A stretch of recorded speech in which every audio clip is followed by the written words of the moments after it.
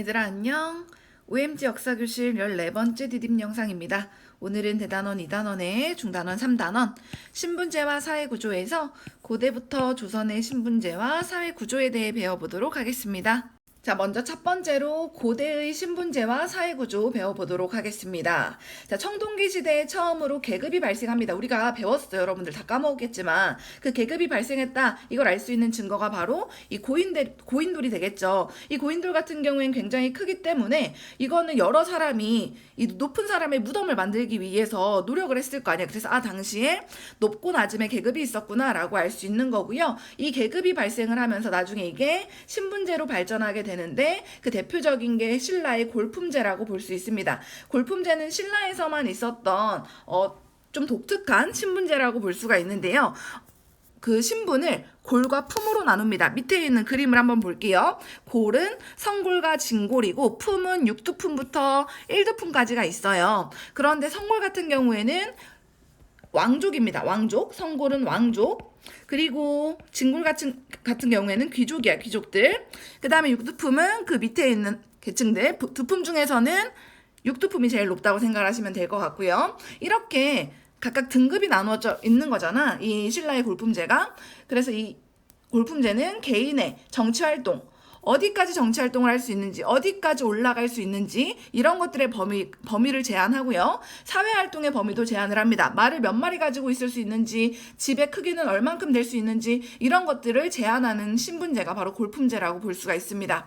그런데 이 변화를 보면 신라가 통일할 무렵에는 성골이 대를 더 이상 잇지 못해서 성골은 소멸하게 됩니다. 그러면서 이제 진골이 왕위를 이어가게 되고요.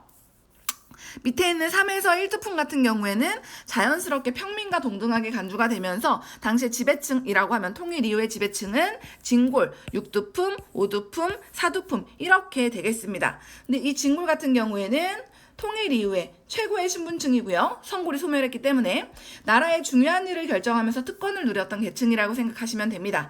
6두품 같은 경우에는 진골 바로 다음에 있는 그 계급인데 6두품은 신라 말의 골품제 사회를 굉장히 비판을 했죠. 왜냐하면 아무리 자기가 능력이 있어도 진골을 이길 수가 없는 거야. 진골보다 높은 관직에 나갈 수 없었기 때문에 굉장히 진골을 비판하는 그런 신분이었다.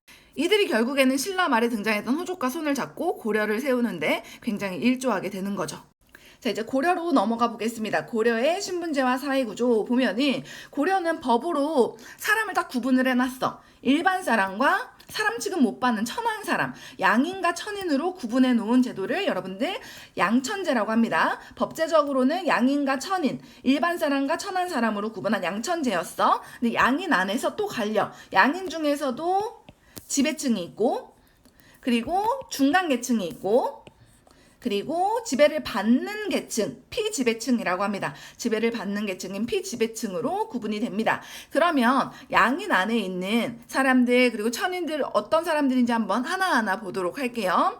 자, 신분 구조를 한번 보면은 옆에 있는 여러분들 보시면 아시겠지만 하나, 둘, 셋, 넷으로 여러분들 구분해서 볼 거야. 먼저 양인 중에서도 지배층 같은 경우에는 왕족과 문인들 그리고 무인들 즉 행정 업무하거나 아니면 군사 업무하거나 이런 문무 고위관리 등으로 구성이 돼 있고요. 과거 시험을 보거나 아니면 음서 여러분들 낙하산 기억나시죠?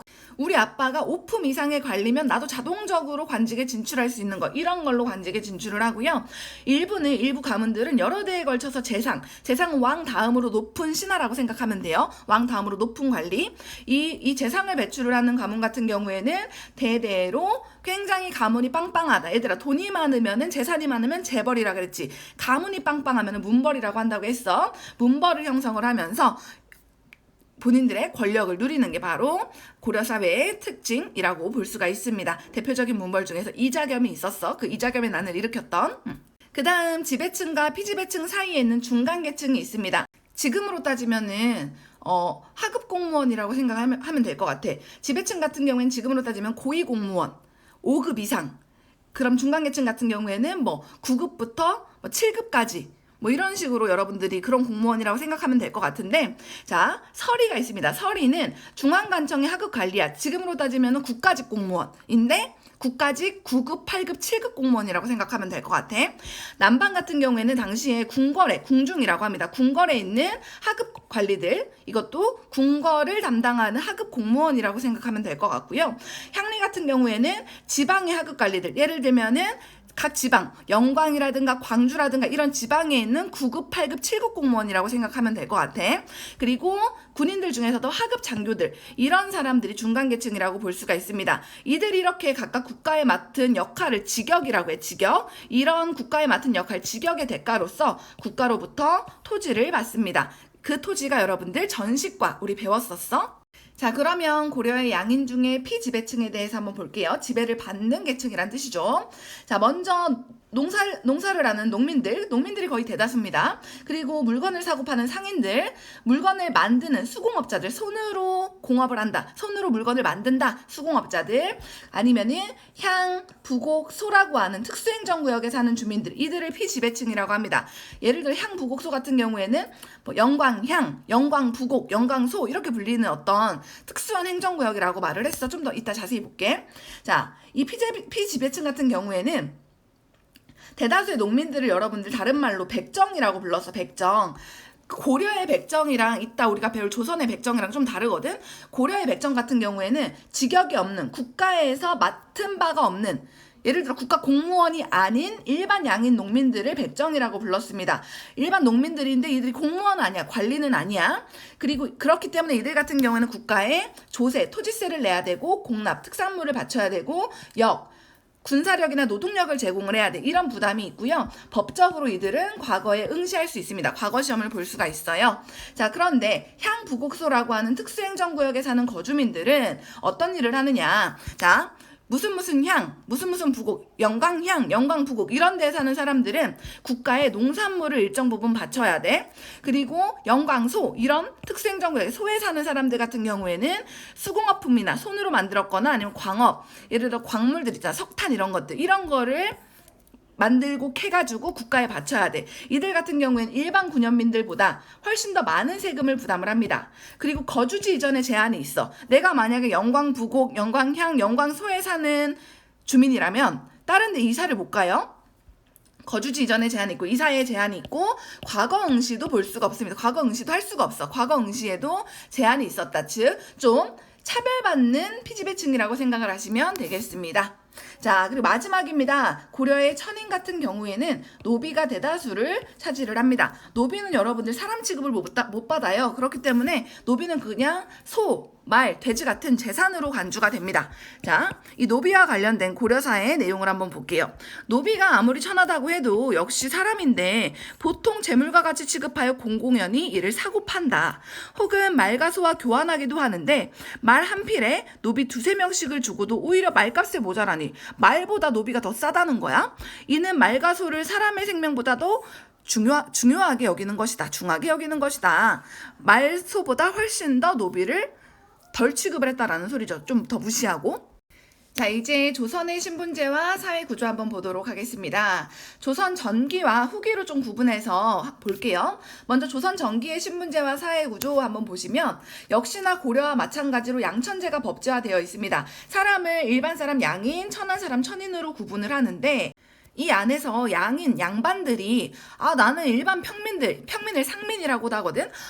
우리 양반은 일반 상민과는 달라 라고 구분을 짓기 시작을 하면서 자연스럽게 4가지 신분으로 정착을 하게 됩니다. 양반과 상민을 구별하는 거 반상제라고 해.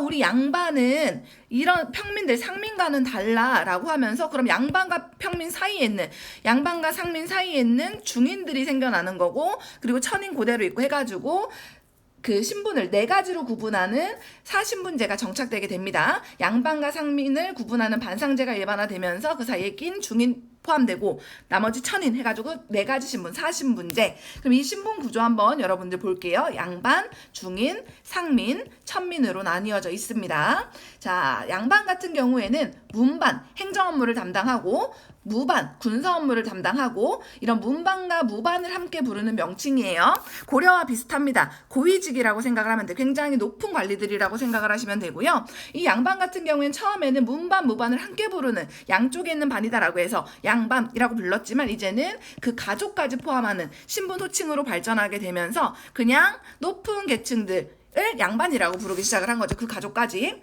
자, 이들 같은 경우에는 과거를 통해서 관직에 진출을 하고요. 국역이라고 해서 국가의 역, 군대를 가거나 아니면은 뭐 다리를 만들고 성을 쌓을 때 노동력을 제공해 주거나 이런 국역들을 면제받는 계층이라고 보시면 됩니다. 양반들 보통 이렇게 갓을 쓰고 있는 모습들 많이 여러분들이 보셨을 거예요. 자, 그 다음 중인 보도록 하겠습니다. 자, 넓은 의미로는 양반과 상민의 사이에 있는 그 중간 계층인데, 좁은 의미로는 잡과는 여러분들